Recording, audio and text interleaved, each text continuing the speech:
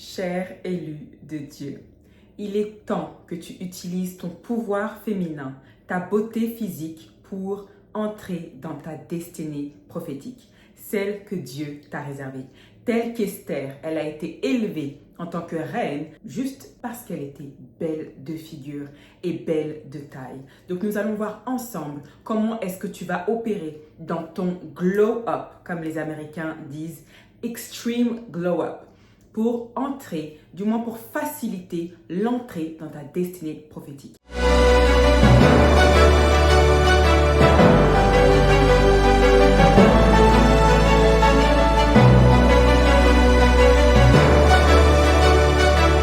Si le Seigneur t'a fait femme, ce n'est pas pour rien.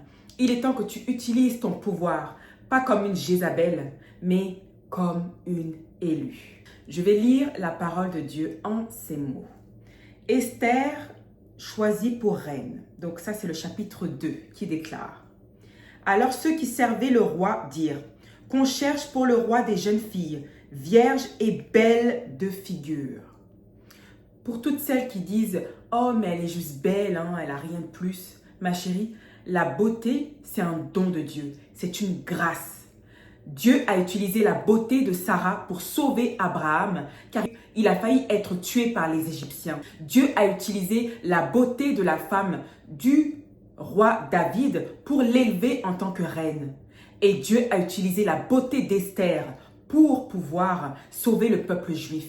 Alors ne dis plus jamais qu'elle est juste belle. Ça, c'est de la rage. Et entre femmes, on va se le dire, il y a beaucoup de jalousie et de compétition. Tu n'as pas remarqué que lorsque tu es belle physiquement, tu es intelligente, tu es 1000 fois plus combattue. Regarde les gens dans ta famille, regarde les gens dans ton travail. Juste parce que tu es belle. Les gens ne peuvent pas supporter déjà que tu as l'onction de Dieu, mais en plus de cela, tu es belle. En plus de cela, tu es intelligente. En plus de cela, tu es charismatique. Mais là, c'est pas possible. Là, tu es une menace à abattre. Et bien évidemment, je ne pousse pas les femmes à être des Jézabel. Je ne pousse pas les femmes à utiliser leur beauté pour aller se prostituer à Dubaï, se faire déféquer par des vieux Arabes qui ont l'âge de leurs ancêtres. Ce n'est pas ce que je prône sur cette chaîne. Je prône la stratégie. Oui, ma sœur, quand tu ne prends pas soin de ta beauté physique, tu n'honores pas Dieu. Tu n'honores pas ton essence féminine, celle que Dieu t'a donnée. C'est de ça dont je parle. Les eunuques du roi Assuérus disent qu'on cherche une femme belle. Ils n'ont pas dit, oh, on cherche une femme intelligente, oh, on cherche... Non, on cherche une femme belle. Donc oui, c'est une réalité. Nous sommes nés dans un monde superficiel. Ce n'est pas pour rien que même en Afrique, le marché de la cosmétique vaut plus de 600 milliards juste sur le marché africain. Et encore pire probablement aux États-Unis, en Amérique, en Europe, je ne sais pas. Faites vos recherches. Mais nous sommes nés dans un monde superficiel. Donc, on ne va pas se leurrer. Ce n'est pas pour rien que les grandes entreprises de parfums, elles misent sur l'esthétique de la bouteille. Parce qu'il faut d'abord que ce soit déjà un appât pour le consommateur. Il y a plusieurs études, dont une que je vais vous mettre en lien si je la retrouve. Et cette étude disait que lorsque tu es bien habillé, quand tu as une belle apparence, eh bien, les gens te font plus confiance. Les entreprises vont plus facilement te recruter. Ce n'est pas moi qui le dis. Donc, si la science le prouve, si la Bible le prouve, on ne va pas faire les ignorantes. Je ne t'enseigne pas de bien t'habiller pour chercher des hommes. Ce n'est pas du tout ce que je prône. Pour moi, la femme vaut plus que le mariage et vaut plus que le simple fait que de faire des enfants. Pour moi, la femme, elle est exceptionnelle. Et c'est pour ça que j'ai choisi, du moins que Dieu a choisi, au travers moi, de servir les femmes. Parce que pour moi, la femme, c'est la gardienne de l'humanité.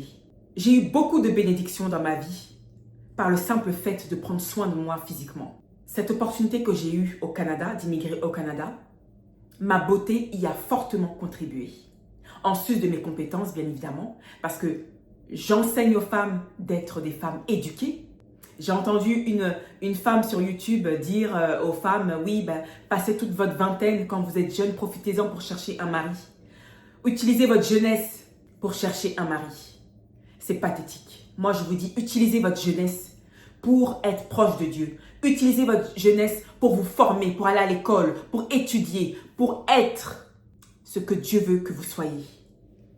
Utilisez votre beauté pour servir le Seigneur. Moi, j'utilise ma beauté pour évangéliser. Et vous vous souvenez probablement de cette fille, de cette ancienne fille de la télé-réalité. Elle s'appelle Aurélie. Eh bien, quand elle était dans le monde, elle, voilà, montrait ses parties intimes, etc. Mais elle s'est rendue compte que sa vraie raison d'être, c'était d'être pasteur. C'était de diriger une église. Et elle est belle de figure. C'est ça que Dieu veut pour toi. Il ne t'a pas donné une beauté pour que tu ailles coucher avec tous les hommes. Ça, tu es en train de glorifier le diable. Il ne t'a pas donné une beauté pour que tu ailles te mettre nu sur les réseaux sociaux, sur OnlyFans, à jouer les courtisanes. Il ne t'a pas donné une beauté pour glorifier Satan en allant en Turquie faire des BBL. Il t'a donné une beauté pour sa gloire. Tel que Saoul, on te dit que c'était l'un des plus bels hommes du peuple d'Israël. Et il a été élevé. Jésus aussi était très beau de figure. Esther, Sarah, Joseph dans la Bible. Des hommes, des prophètes, des prophétesses très beaux et très belles de figure. Dieu utilise la beauté pour se glorifier. Et Satan utilise ta beauté pour détourner des destinées. Il est temps que tu prennes cet appel à cœur. Alors je veux que, comme Esther, on te dit que chaque jeune fille allait à son tour vers le roi Assuérus après avoir employé 12 mois à s'acquitter de ce qui était prescrit aux femmes. Pendant ce temps, elles prenaient soin de leur toilette. 6 mois avec de l'huile de myrrhe et 6 mois avec des aromates et des parfums en usage et parmi les femmes. Amen. Je veux que cette année, comme Esther, elle a mis 12 mois pour se préparer. Elle était orpheline de père et de mère et c'est son oncle Mardochée qui l'a élevée. Mais elle ne pouvait plus porter ses habits et ses accoutrements d'orpheline pour devenir reine.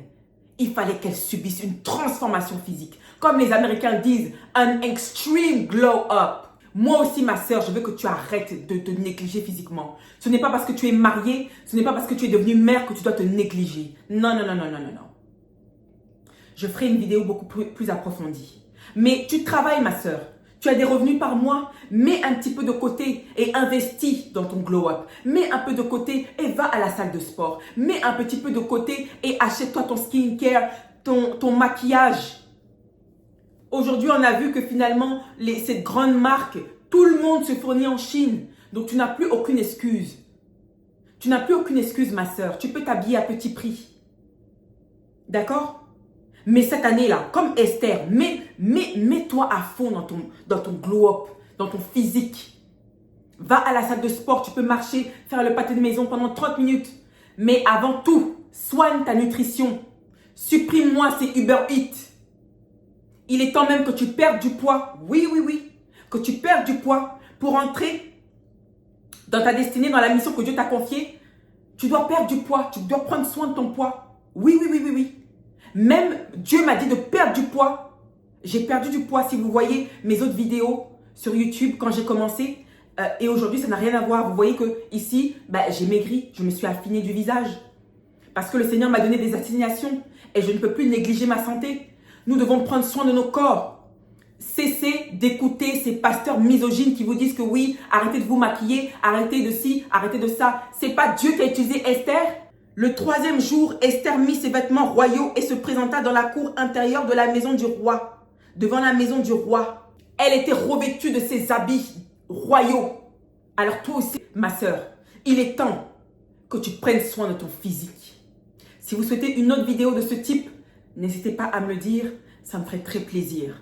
En tout cas, en ce qui a trait à ton glow-up spirituel, à ta transformation spirituelle, abonne-toi à l'espace membre où il me ferait un plaisir de t'accompagner.